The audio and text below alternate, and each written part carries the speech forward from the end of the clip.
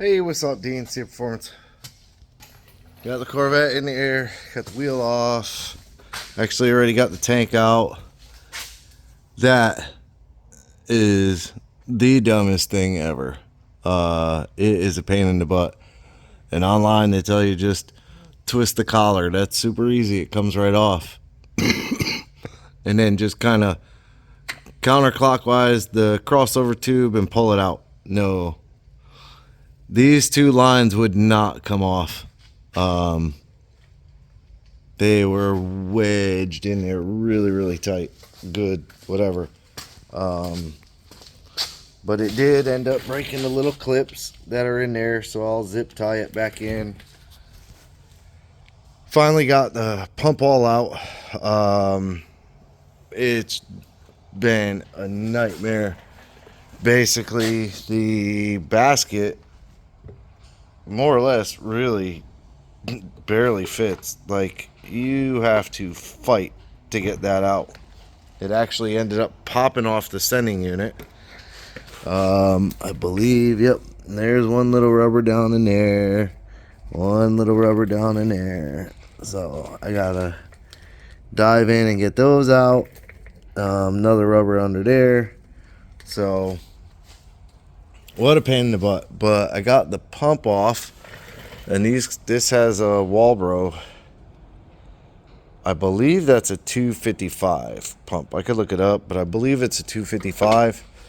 And I am going with now what is Thai Automotive, but that is Walbro 267, which is, well, I forgot to record the pump, but there's the old pump. So it's I believe it's a Walbro 255. New pump is a Walbro, but they call it Thai Automotive now. 450. I got the tank back in. That crossover tube, I don't care who you are, but unless it is like severely worn or whatever, I could not for the life of me get that tube out. I ended up having to use like a ratchet strap and tug the tube out, and the two black lines came out with it, and then I had to fiddle with those. But I had the neutral safety switch off, I had the linkage off. I did take the exhaust on the driver's side off, just the over the axle and the muffler over there. But I got it all back up in there. The only thing I got left is the fill neck. But I got the emission line behind that crossover tube, which is pretty easy to do. That one's easy to do. The fuel line's easy to do. Just those two are a nightmare. That crossover tube. What a pain. But I got it in, so I'm going to get the filler tube on, put the exhaust back on, tire back on, and set it down, and then possibly power it up and probe the fuel pump, make sure everything's good, make sure there's no leaks up front. I don't want to do it with like the key, because this is like a push start, so you just push it and it automatically cranks over. I don't know if you push it without pushing the brake, if it powers everything, so I'd rather just jumper the relay. So I'm going to finish doing this and then come back. Okay, car's back on the ground, everything's back in it. I just probed the fuel pump. I have fuel at the rail. Hopefully it's right. I just loaded in the base file from Justin. I am hoping the car starts. I'm probably gonna yank my HP tuners clean out of the car. So shut it off. And then go for broke.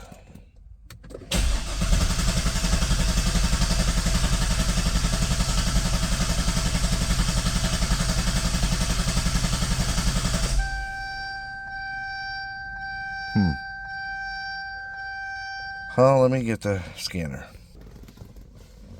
Okay, well, it's gotta be fuel related. Map shows, injector show, RPM shows, everything's showing. Ay vey, stupid key fob. Don't leave your key fob in the car.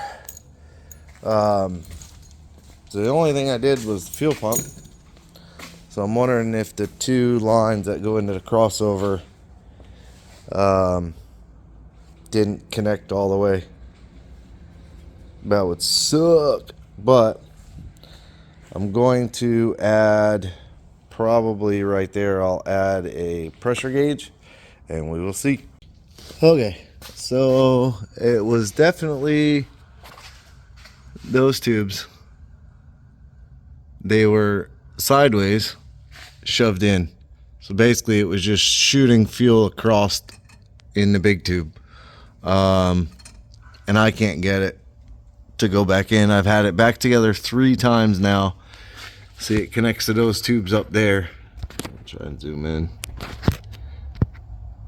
Connects to those 2 tubes there that go in the tank. It connected to the pump, and then somehow or another it shoots pressure over there, sucks gas from the other side. I don't really know. But these 2 here have to get connected, otherwise it won't work. 3 times I've had it together and they either go sideways across these or however they go, probably sideways every single time. I've gone to the fact that this tube, I cannot physically, I don't know how people are doing it, but I cannot physically pull this tube back far enough to even get it to go in.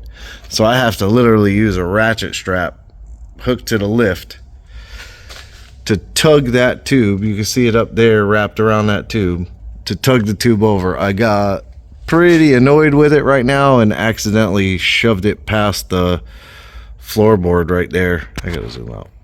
There we go. So now the tube is whacked all the way on top of the transmission. So I'm done. I even tried lowering this tank, which the stand's all the way off it now, to try and pull that tube over some. That didn't do anything. This tank is suspended, like, I don't know. But I'm done for today. Tomorrow's Thanksgiving. I'm gonna post this tonight, and the Corvette can kiss my ass till Friday. And I will figure it out somehow, some way. I will figure it out. Maybe make a tool. I seen somebody online had made a tool that like spans over the tube and it's bent so they could pry against that tube and it'll push the tube back. I'm not in the mood to do it today, for one car. So from now on, Corvettes be $4,000 to put a fuel pump in the damn thing, because I'm gonna take the whole back ass of the car out. I don't know. If you Google it, you'll see a kid. He lays on his damn back with the car on a jack stand with a little scissor jack. He just reaches up in there, click, pluck, pulls the damn thing apart. I'm pry barring on it. I can't get it. I don't know. But like I said, I'm done. Corvette, kiss my ass. Thanks for watching. Subscribe. Like, subscribe, hit the bell to be notified. Have a good Thanksgiving. Happy Thanksgiving, whatever. Have a good day.